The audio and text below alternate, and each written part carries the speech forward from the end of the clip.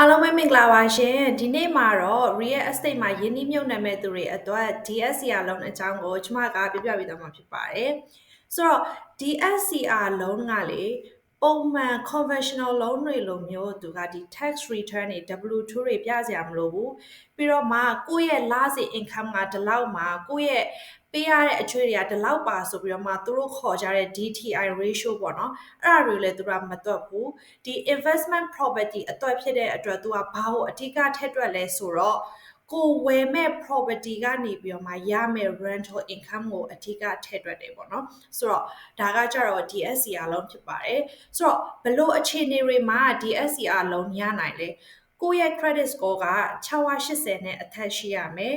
ပြီးတော့ကိုဝယ်မဲ့ပေါ့နော်ဒီ property ရဲ့ rental income ကလစဉ်ပေါ့နော် monthly payment ကို cover ဖြစ်ရမယ်ပြီးတော့ကိုဝယ်မဲ့ property ကအိမ်ငါဝင်နေလို့ရတဲ့ဒီ ready ဖြစ်တဲ့အနေအထားမှာရှိရမယ်ဒါဆိုလို့ရှိရင် DSCR loan နဲ့အိမ်ဝယ်လို့ရပါပြီရှင်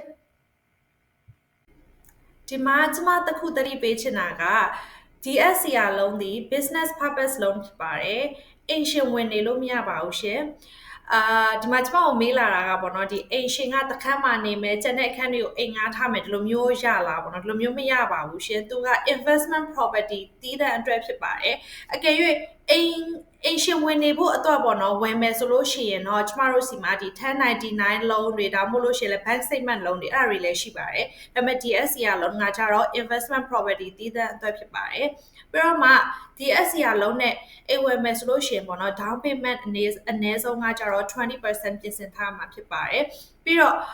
နောက်ဆုံးတစ်ခုပေါ့နော် DSCR loan နဲ့အိမ်ဝယ်မယ်ဆိုလို့ရှိရင်ကျမတို့ prepayment penalty ရှိပါတယ်ဆိုလိုတာက